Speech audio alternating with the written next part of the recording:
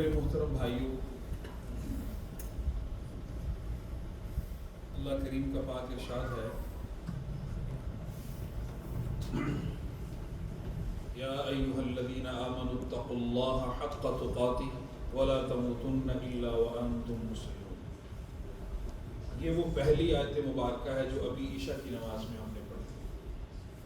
اے ایمان والو، یوں تقوی اختیار کرو جیسے تقوی اختیار کرنے کا حکم ہے، اور یوں کرو کہ حق ادا ہو، اور تمہیں موت نہ آئے سوائے اس حال کے کہ تم مسلمان ہو اور ایمان والے۔ بس یہاں پر دو باتیں، ویسے تو سارا مضمون ایسا ہے کہ جس پہ بات کی جائے، لیکن براہ راست آج میری اور آپ کی، اور آج شب جمعہ ہے، میری اور آپ کی براہ راست ضرورت کیا ہے؟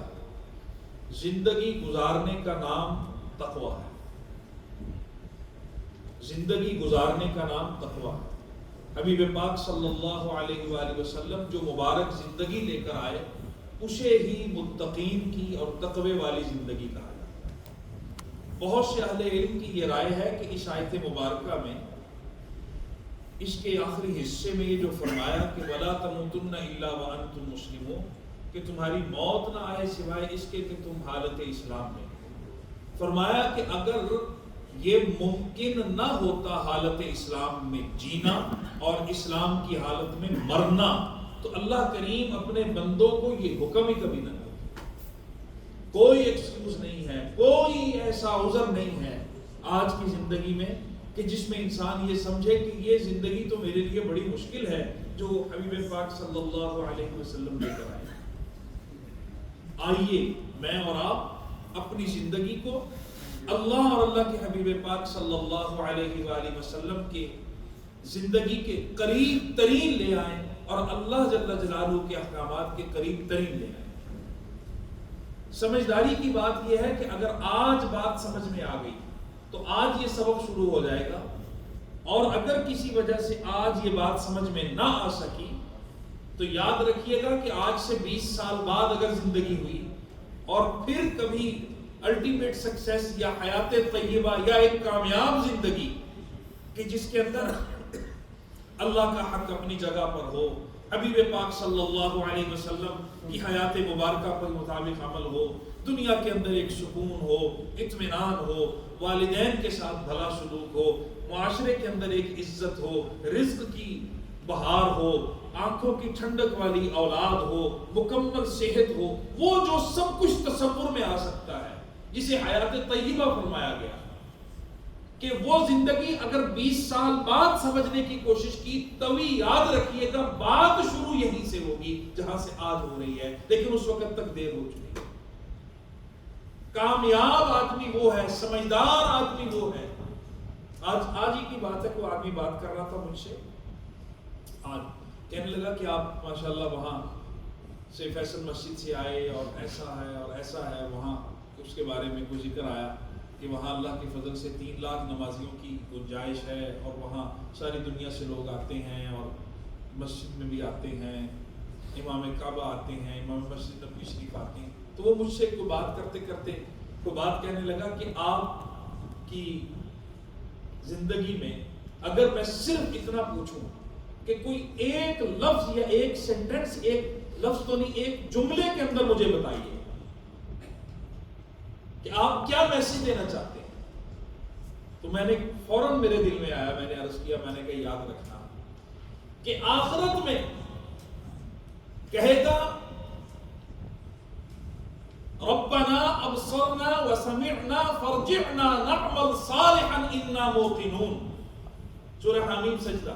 اس آیت کا میں ترجمہ اب نہیں کر سکتا، وقت میں اتنی گنجائش نہیں ہے، میں اس کا مضمون عرض کر رہا ہوں کہ قیامت والے دن بھی کہے گا کہ مالک جو کچھ سنا تھا، جو بتایا گیا تھا، وہ سارا سچ تھا، وہ سارا اپنی آنکھوں سے دیکھ لیا، وہ سن لیا، وہ حقائق تھے، وہ واقعتاً کامیابی کے رستے تھے، جو مختلف لوگ میرے کانوں میں بات ڈالتے تھے، جو میرے تک پہنچتی تھی، وہ بالکل حق اور سچ تھا، بس ایک مہلت دے دیجئے تاکہ میں بندہ بن کے زندگی گزار کے آؤں۔ تو وہاں نہ کسی کو مہلت ملی ہے اور نہ کبھی ملی۔ آئیے میں اور آپ اپنی زندگی کو ایک کامیاب زندگی کی طرف لے کر جائے. اور کامیاب زندگی، یہ جو آج ہم نے سبق پڑھا، ماشاءاللہ علماء یہاں تشریف فرما ہے، آپ اس کو ضرور دیکھیے گا. قرآن کریم کا مضمون، قرآن کریم نماز میں پڑھا جائے، اس کا مضمون خود بخود ذہن میں آنا چاہیے کہ کیا بات کہی جا رہی ہے. اور اللہ کا شکر ہے کہ دونوں رکعتوں کے اندر ایک مناسبت سے بات اللہ کی توفیق سے تلاوت کی گئی ہے. یعنی پہلی کے اندر تقوی کا مضمون، زندگی گزارنے کا طریقہ، اور پھر اس کو چلتے چلتے اس کو امر بالمعروف اور نہی عن المنکر کا جو تصور ہے دین اسلام کی، جو ریڑھ کی ہڈی اور بنیاد ہے اس پر، اور پھر اس امر بالمعروف اور نہی عن المنکر کے آگے ورضوان من اللہ اکبر، اللہ کی رضا بھی اسی کے اندر ہے. اور آج عام طور پر بات کی جاتی ہے، ہمارے در صغیر کے لوگ اور ہمارے اردو بولنے والے لوگوں کی میں عام بات کر رہا ہوں، بات کرتے کہتے جی پتہ نہیں اللہ کے نہ کما چراضی ہے، کہتے ہیں نا. اللہ نے فرما دیا ورضوان من اللہ اکبر. یاد رکھو سب سے زیادہ راضی میں اس بندے پر ہوں کہ جو خود بھی میرا بندہ ہے اور میری بندگی پہ رہنا چاہتا ہے اور لوگوں کو بھی یہی سبق دے رہا ہے کہ اللہ کے بندے بن کے رہو، یہ کامیابی کا راستہ ہے. اور اسی طرح لوگ کہتے ہیں کہ اللہ کی رحمت کہاں ہے؟ اللہ کی رحمت کہتے ہیں نا کہ جی دعا کر دیجئے مجھ پہ اللہ کی رحمت ہو. تو اس آیت مبارکہ کے اندر اللہ نے فرما دیا کہ میں مضمون عرض کر رہا ہوں، میں تمہیں بتلا دیتا ہوں کہ میری رحمت کے مستحق کون ہوتے ہیں، کن پر ہوتی ہے. والمؤمنون والمؤمنات، مردوں پر بھی ہوتی ہے، عورتوں پر بھی ہوتی ہے. یأمرون بالمعروف وینہون عن المنکر ویقیمون الصلاۃ ویؤتون الزکاۃ ویطیعون اللہ ورسولہ، کہ جن کی زندگی کا رخ بالکل میرے بتائے ہوئے طریقے کے مطابق ہو. آگے فرمایا اولئک، یہ ہے وہ سارے لوگ، یہ جتنے گزرے تھے، جو نمازیں پڑھتے ہیں، جو زکوٰۃ دیتے ہیں، جو بندگی کرتے ہیں، جو میری اطاعت کرتے ہیں، میرے محبوب صلی اللہ علیہ وسلم کے ایک ایک بتائے ہوئے عمل کے مطابق زندگی گزارنے کی کوشش فرماتے ہیں. اولئک سیرحمہم اللہ، سن لو یہ ہیں وہ لوگ جو دنیا کے اندر میری رحمت کے مستحق ٹھہریں گے، موت کے وقت بھی ٹھہریں گے اور آخرت میں بھی ٹھہریں گے. کتنا واضح میسج ہے. اگر اس کے بعد بھی سادہ لفظوں میں مجھے اور آپ کو بات سمجھ میں نہ آئے تو پھر ہمارا ہی نقصان ہے. دو باتیں میں نے عرض کرنی، پہلی بات مکمل ہو گئی. آئیے آج بڑا برکت کا دن ہے، برکت کا وقت ہے، شب جمعہ ہے، پورے ہفتے کی سب سے قیمتی رات ہے. بہت سے اللہ کے بندوں نے یہ کہا کہ اگر زندگی میں کوئی دکھ ہو، کوئی پریشانی ہو، کوئی آزمائش ہو، کوئی بیماری ہو، کوئی کسی قسم کی تنگی ہو، کوئی ناچاقی ہو، کوئی اولاد کا دکھ ہو، فرمایا کہ اگر زندگی میں ایک شب جمعہ مل جائے اور بندہ ہمت کر کے اپنے رب کو راضی کرنا چاہے تو اس کے لیے وہ شب جمعہ کافی ہو جاتا ہے. یہ شب جمعہ وقت ضائع کرنے کے لیے نہیں ہوتی ہر ہفتے، یہ بہت سارے خیر کے کام کرنے کے لیے یہ رات اللہ نے دی ہے. یہ تلاوت کی رات ہے، یہ اللہ سے تعلق اور محبت کی رات ہے، یہ درود پاک کی رات ہے، یہ سورہ کہف کی رات ہے، یہ سورہ یاسین کی رات ہے، یہ سورہ واقعہ کی رات ہے، یہ سورہ مزمل کی رات ہے، یہ تلاوت کی رات ہے، اور یہ خیر خواہی کی رات ہے، یہ صدقے کی رات ہے، یہ بھلائی کی رات ہے، یہ اپنے دل کو پاک کرنے. میں کیسے عرض کروں میرے محترم بھائیوں، کوئی رات بھی ایسی نہیں ہونی چاہیے کہ جب آدمی سوئے اور اس کے دل میں کدورت ہو انسانوں کے بارے میں. مسلمان تو مسلمان رہیں گے، اور اس رات میں واقعتاً دل کو پاک کر کے سوئیے، اور اس رات میں ہمت کر کے اٹھیے، اللہ تعالیٰ کی رحمت کے مستحق ٹھہریے. یہ وہ وقت ہے، تازہ کیجئے، پڑھ لیجئے لا الہ الا اللہ محمد الرسول اللہ. پھر پڑھ لیجئے لا الہ الا اللہ محمد الرسول اللہ، لا الہ الا اللہ محمد الرسول اللہ. صحیح مسلم کی جو روایت آپ نے بہت دفعہ سن رکھی ہوگی کہ جس کے اندر فرمایا کہ فتن کا زمانہ آئے گا، یصبح مؤمنا ویمسی کافرا. فضائل کی کتابوں میں بھی آپ نے یہ پڑھا ہوگا. آپ نے کبھی خیال کیا کہ صبح کے وقت میں مؤمن ہوگا اور شام ڈھلے گی تو وہ ایمان سے محروم ہو جائے گا، رات کے وقت مؤمن ہوگا اور صبح کے وقت میں وہ ایمان سے خالی ہوگا. اس لیے جددوا ایمانکم بقول لا الہ الا اللہ، اس سے تازہ کیجئے اپنے ایمان کو، گویا کہ اپنے آپ کو سرنڈر کر کے کہیے کہ میرے مالک ہم حاضر ہو گئے، بس آگے مہربانی آپ فرما دیجئے۔ سمجھ میں آ گئی ہے بات، ہم ایک نئی زندگی شروع کرنا چاہتے ہیں۔ اور یہ جس ایمان کا اور کفر کا ذکر ہے، محدثین نے اس کی تشریح ذکر کی ہے۔ اس کے اندر آج کے زمانے میں میں بتاؤں، آج کے زمانے میں بسا اوقات تو بول ایسے ہیں کہ جس کی وجہ سے انسان ایمان سے خارج ہو جاتا ہے، یا اللہ اپنی بنا میں رکھے جی۔ اور اس سے زیادہ عمل ایسے ہیں، کام ایسے ہیں کہ انسان ایمان سے محروم ہو جاتا ہے۔ لگے ہاتھوں اشارہ کر دیتا ہوں ایک گناہ کی طرف۔ زنا ایسا گناہ ہے کہ جس سے انسان ایمان سے خارج ہو جاتا ہے۔ لا یزنی الزانی حین یزنی وہو مؤمن، او کما قال الحبیب صلی اللہ علیہ وسلم۔ اور بہت عام سی بات ہے، میں پڑھ رہا تھا ایک زہد کی کتاب، اس کے اندر انہوں نے ایک ذکر کیا، ایک صاحب نے اپنا واقعہ، یہ واقعہ ہے کہیں 3 صدی ہجری کا، تو انہوں نے ذکر کیا کہ میں اپنے استاد کے پاس تھا، پرانی بات پڑھی ہوئی، چونکہ حدیث پاک نہیں ہے اس لیے صرف اس مسئلے کی سمجھنے کے لیے عرض کر رہا ہوں۔ تو مضمون، تو انہوں نے کہا کہ میں اپنے شیخ کے ہاں جب استاد کے ہاں پڑھنے کے لیے گیا تو اس وقت بغداد کے علاقے میں بڑا مجمع تھا اور ہزاروں کی تعداد میں لوگ ان کے درس میں شریک تھے، ہزاروں کی تعداد۔ تو استاد نے ایک دن فرمایا کہ بتاؤ بھائی، آج ایک سوال کرتا ہوں، وہ جسے ہم کہیں پرسنل سا کویسچن ہے۔ تو کہا کہ بتاؤ اس پورے مجمع کے اندر کون کون ایسا شخص ہے جس نے ساری زندگی کبھی حرام تعلقات نہ رکھے ہوں، زنا نہ کیا؟ کھڑا ہو گئے۔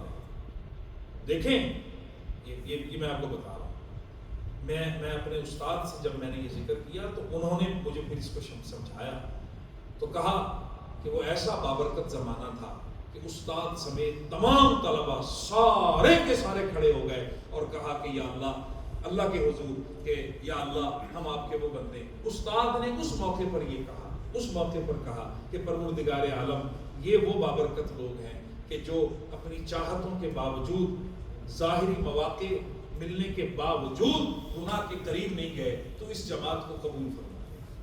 دیکھیں، انما یتقبل اللہ من المتقین، یہ جو ہم کہتے ہیں نا قبول ہو جائے، قبول ایسے نہیں ہوتا، یاد رکھنا، کھانا پینا حرام کا ہو، زبان اتنی گندی ہو کہ اللہ کی پناہ، گھر والے اس سے تنگ ہوں، اور یہ اپنے آپ کو غلط فہمی میں کبھی نہ رکھیں۔ سب سے بڑی غلط فہمی وہ نہیں ہوتی جو آدمی پھیلاتا ہے، سب سے بڑی غلط فہمی وہ ہوتی جو آدمی خود مبتلا ہوتا ہے، یاد رکھیں۔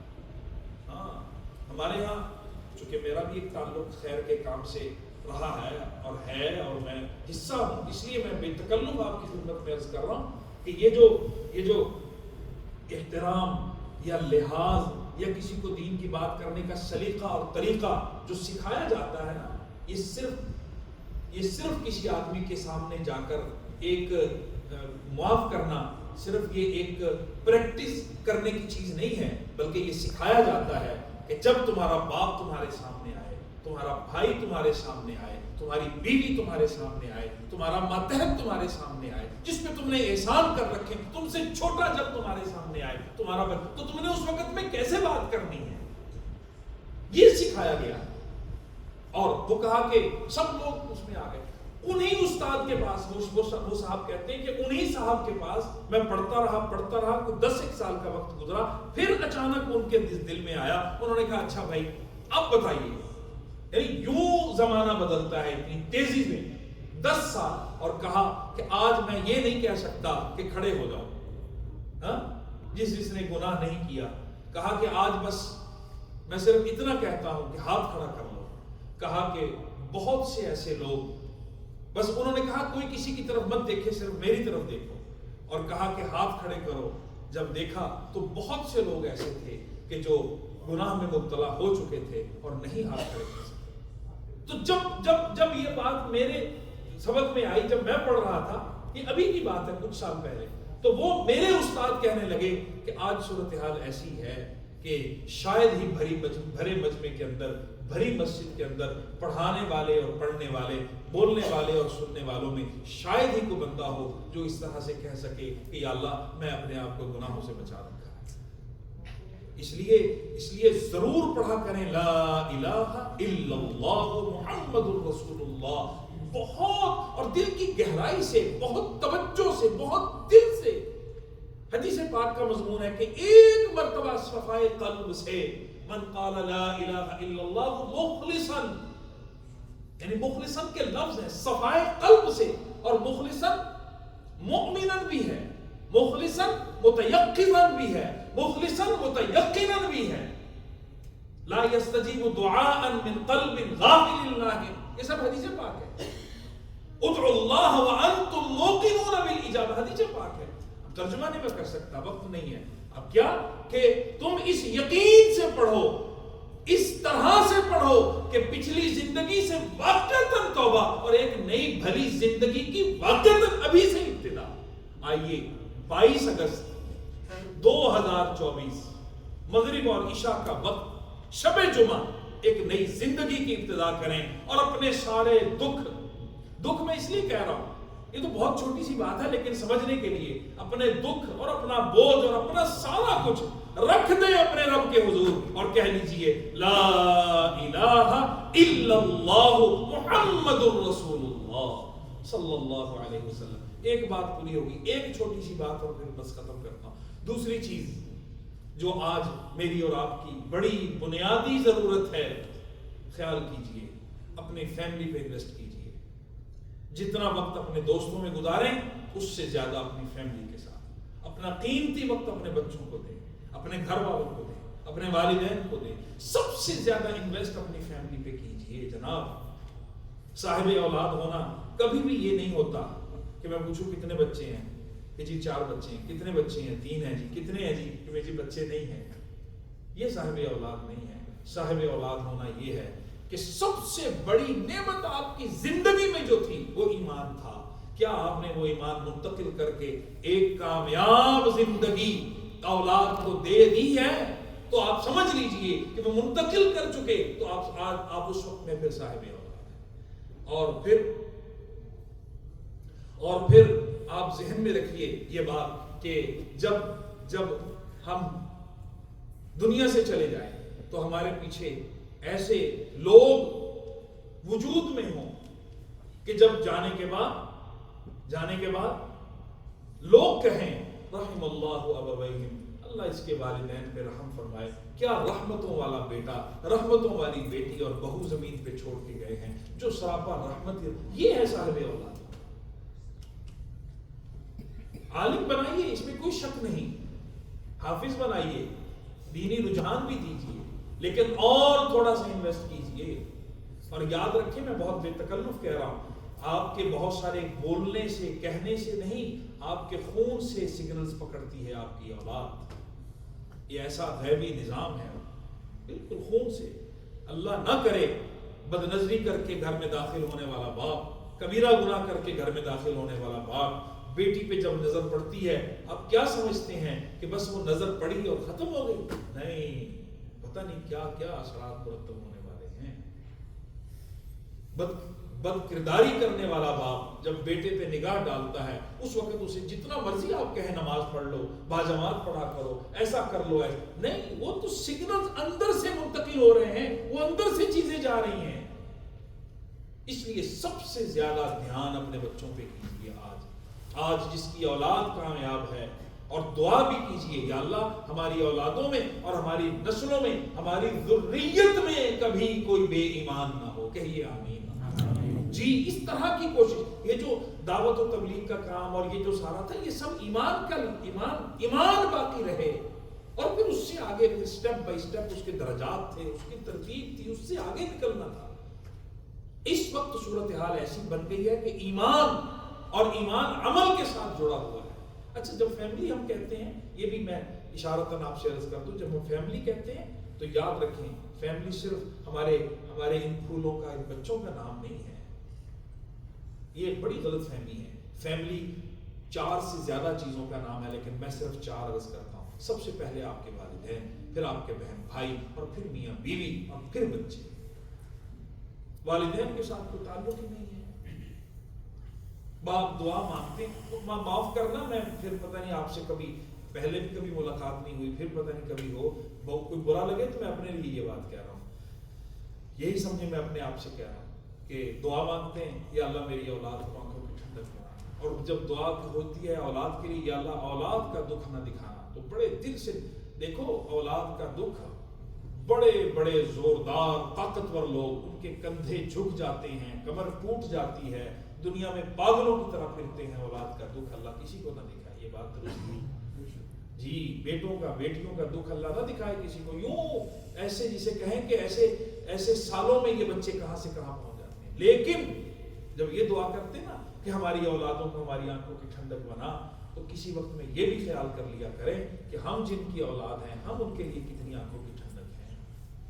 ماں باپ کے ساتھ کوئی تعلق نہیں. میں تو بلکہ کبھی کبھی سمجھانے کے لیے یہ بھی عرض کرتا ہوں کہ جب کہتے ہیں کہ ہمیں آنکھوں کی ٹھنڈک بنا، تو ادھر سے ایک قدرت کا نظام ہے جہاں سے جواب آتا ہوگا کہ تم نے اپنے والدین کی زندگی اجیرن کر دی اور انہیں بڑھاپے کے اندر دکھوں میں مبتلا کر دیا، اور تم کیا کہہ رہے ہو کہ تمہاری آنکھوں کی ٹھنڈک، کیا کر رہے ہو، کیا مانگ رہے ہو.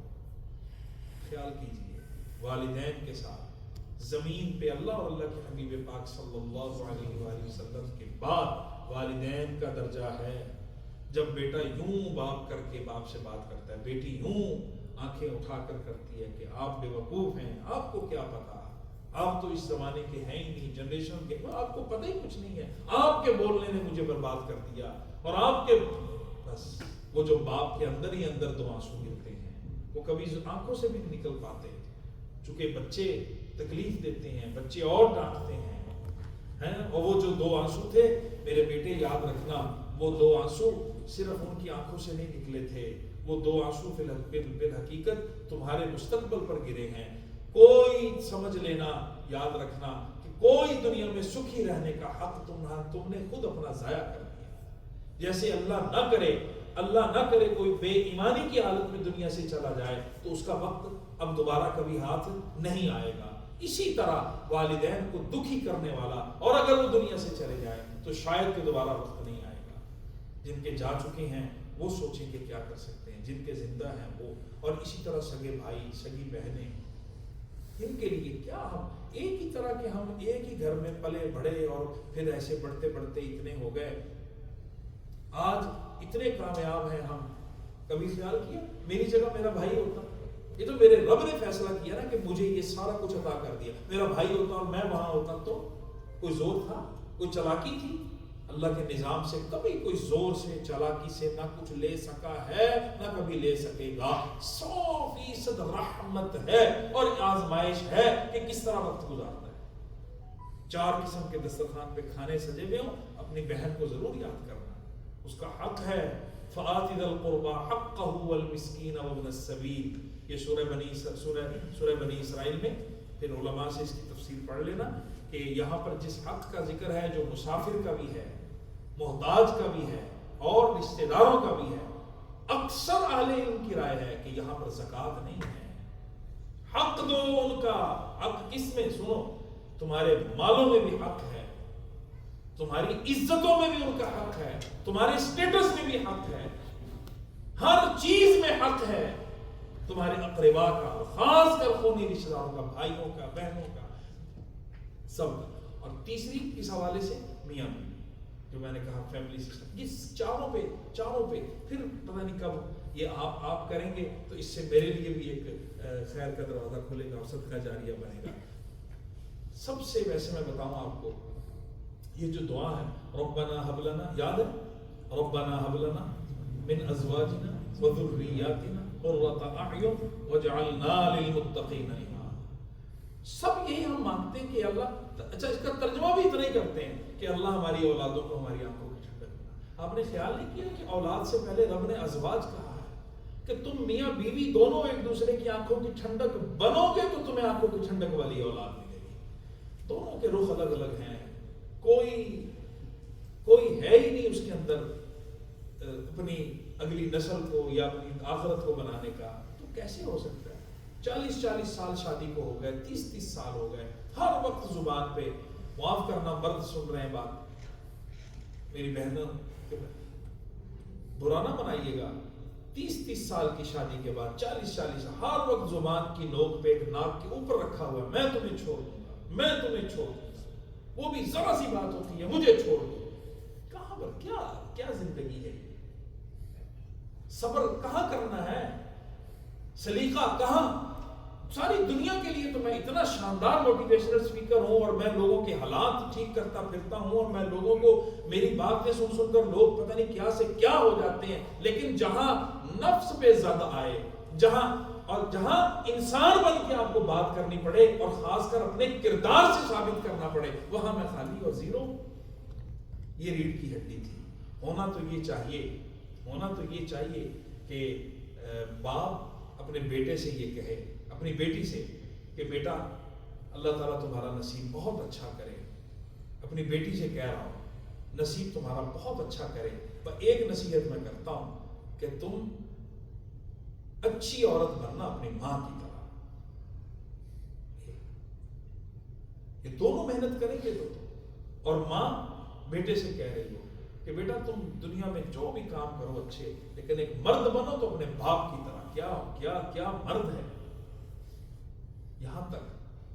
اور آج مسلمان گھرانہ ہے, باجماعت نمازی ہیں, میں کیا بولوں, باتیں کر کے تو پھر تکلیف ہوتی ہے. نمازی ہیں, نمازیں پڑھاتے ہیں, اور صورتحال ایسی ہے کہ بیوی کہتی ہے بیٹا جو مرضی بن جاؤ کبھی اپنے باپ کی طرح نہ بنو. یہ حقیقت ہے, پتہ ہے. اور باپ بھی بیٹی سے کہتا ہے کہ ماں کا سایہ بھی بیٹا تجھ میں کبھی نہ پڑے, اللہ کی پناہ ہے. سب کچھ ٹھیک تھا, خراب خود کیا ہے. یہ انویسٹ کیجئے, بس میرا موضوع کیا تھا, انویسٹ کیجئے. اور آخری پھر چوتھی چیز ہے اولاد, اس پہ بات کرنے کا وقت نہیں ہے, کافی ہو گیا, اللہ پاک جزائے خیر دے. لیکن یاد رکھنا اولاد پر آنے کے لیے پہلے یہ سٹیپس ہیں, والدین, بہن بھائی, میاں بیوی, اور پھر اولاد. یہ ترتیب ہے, لیکن قدرت کی ترتیب بھی ایسے ہی ہے. لہذا آئیے میں اور آپ پھر سے ایک بھلی اور نئی اور برکت والی زندگی شروع کرنے کی آج کوشش کریں, اور اس کے لیے اللہ تعالیٰ آج کی رات میرے لیے باعث برکت بنائے. بہت سے اللہ کے بندے ایسے ہیں کہ جب کبھی زندگی میں, یہ دین اسلام کا ایک خاصہ بھی ہے کہ کبھی بھی زندگی میں کسی موقع پر کوئی بات سن لی جائے تو وہی اس کی زندگی بدلنے کے لیے کافی ہو جاتی ہے. الحمدللہ رب العالمین.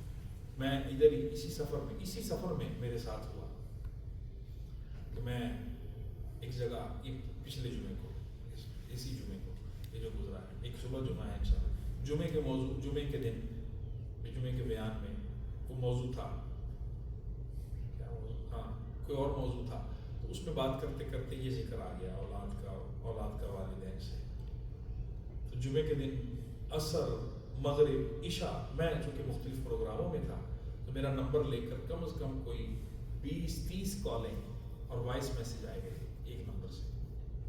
تو میں خیر جب عشاء کے بعد, جیسے ابھی بیٹھا ہوں تو وہ نہیں پتہ چلتا, نمبر کہیں سے لے کے, کہ میں ابھی کی بات بتا رہا ہوں. ہر وقت پانو تشنی اور وہ نہ سوچا کریں, بہت بھلائی ہے ابھی انسانیت میں. آپ تھوڑی سی ہمت کر کے انویسٹ کیجئے, خرچہ کیجئے, چلیں اور کہہ دیتا ہوں, وقت دیجئے, اپنا قیمتی وقت, جس چیز کو قیمتی وقت دیں گے اس کی اہمیت بھی ہوگی. اور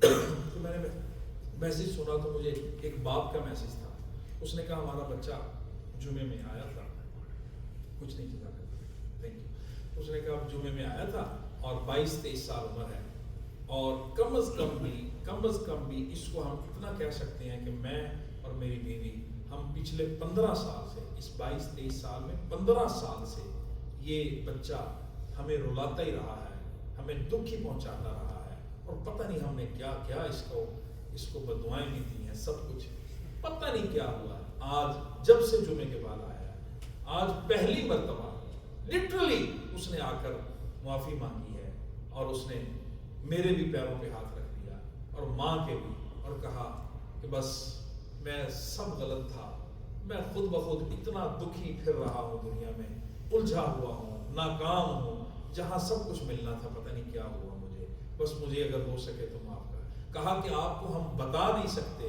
کہ وہ بڑے بیٹے کی اس عمل سے، گھر میں 4 بچے اور ہیں، ایک مرتبہ چاہے آپ ایئرپورٹ جا رہے ہوں لیکن 2 منٹ کے لیے 5 منٹ کے لیے ایک دفعہ ہمارے پاس ضرور آئیں. وہ جو نمونہ جنت کا ہمارے گھر میں چند گھنٹے سے بنا ہوا ہے وہ ہم آپ کو دکھانا چاہتے ہیں. میرے بھائیوں، ایسا نہیں ہے. دین کی بات میری نہیں ہے، اللہ اور اللہ کے حبیب پاک صلی اللہ علیہ وآلہ وسلم کی بات ہمیشہ اثر کرتی ہے. باپوں کو، ماؤں کو، بھائیوں کو، بیٹوں کو، سب کو ہمیں سمجھنی. اللہ پاک اپنی رحمت سے عمل کی توفیق نصیب فرمائے. دعا کریں. الحمدللہ رب العالمین. اللہم صلی علی سیدنا و حبیبنا محمد وعلی آل سیدنا و حبیبنا محمد مبارک وسلم صلی اللہ علیہ وسلم. اللہم اغفر لنا وللمؤمنین والمؤمنات والمسلمین والمسلمات. اللہم انصرنا ولا تنصر علینا فإنک انت خیر الناصرین. اللہم انصر اخواننا المستضعفین فی کل مکان. اللہم انصر اخواننا فی غزہ. اللہم انصرهم ولا تنصر علیہم. اللہم امکر لهم ولا تمکر علیہم. اللہم استرنا بسترک یا اللہ یا کریم. پروردگار عالم اپنی رحمت سے ہماری دعاؤں کو قبول فرمائے. اس جگہ کو دین کا مرکز اور گہوارہ بنائیے. میرے اللہ، سب سے بڑی نعمت ایمان کی سلامتی اور ایمان آپ نے ہمیں عطا فرمایا. اور اس ملک میں جہاں ہم رہتے ہیں، یہاں کے لوگوں کے پاس جو کچھ تھا انہوں نے اپنے برابر کے درجے کا شہری میں ہمیں دے دیا، اسٹیٹس، پاسپورٹ دے دیے، ہر سہولت دے دی، دروازے کھول دیے. ہمارے پاس ایمان تھا. میرے اللہ، یہ ایمان ہم ایسا فضل فرمائیے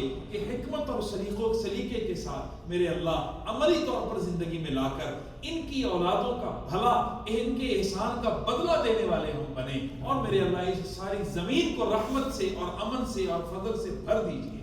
اس وقت جتنے لوگ دعا میں شریک ہیں سب کا بھلا فرمائیے. خاص کر میرے بزرگ بیٹھے ہیں، میرے اللہ ان سب کی صحت اور برکتوں والی زندگی دیجیے. جو نوجوان بیٹے بیٹھے ہیں، جو میرے بھائی بیٹھے ہیں، میرے اللہ سب پہ کرم فرمائیے. پھر دنیا میں بھی کبھی خیر پہ ملاقات ہو تو پھر ایمان کے اضافے کا سبب ہو، اور دنیا میں نہ ہو تو قیامت میں ہم ایک دوسرے کو پہچان کے اس کے بخشش کا سبب بنے. میرے اللہ، خاص طور پہ میں اور میرے بھائی ہم اپنا رخ ٹھیک کرنا چاہتے ہیں. ہم آپ کے سامنے گواہی دیتے ہیں، لا الہ الا اللہ محمد الرسول اللہ صلی اللہ علیہ وسلم. میرے اللہ، ہم پچھلی زندگی چھوڑ کر ایک نئی زندگی آج شروع کرنا چاہتے ہیں. اس وقت میرے اللہ عشاء کے بعد کا وقت ہے، تہجد کے قریب کا وقت ہے. ہم پہ وہ نگاہ کرم فرما دیجئے اور ہمیں اپنے مقبول بندوں میں شامل فرما لیجئے.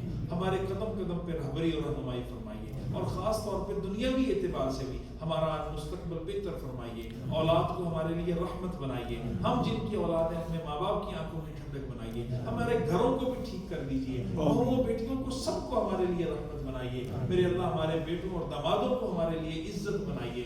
ہمیں اپنے گھروں کے اندر ناچاکیوں سے میرے اللہ پاک فرما دیجیے. بس سارا کچھ ٹھیک آپ ہی نے کرنا ہے، بس آپ ٹھیک فرما دیجیے. بس جو کوتاہی ہو گئی آج شروع کرنا چاہتے ہیں، آپ ہماری مدد فرمائیے. اور میرے جتنے بھائی اس وقت بیٹھے ہیں سب کو خوب عزت والا حلال رزق اور طیب رزق نصیب فرمائیے. اس جگہ کو میرے اللہ اپنے فضل سے دین کا مرکز بنائیے. آج جتنے لوگ اس میں آئے میرے اللہ سب کی حاضری کو اپنے فضل سے قبول فرمائیے. آمین. میرے اللہ، میں مسافر ہوں، کوئی میری ذاتی حیثیت تو کوئی نہیں، لیکن سفر کی وجہ سے میرے ساتھ کوئی بھی قبولیت دعا کو خیر و برکت آئی ہے تو میرے اللہ کئی گناہ کر کے وہ سب کو نصیب فرمائیے. آمین. وصلی اللہ تعالی وسلم علی عفوا ومعذرۃ انا ما قدرت الالخص لا ادری هل هناك الاخوه موجودين. بس يكفي. الله يبارك فيك. شكرا.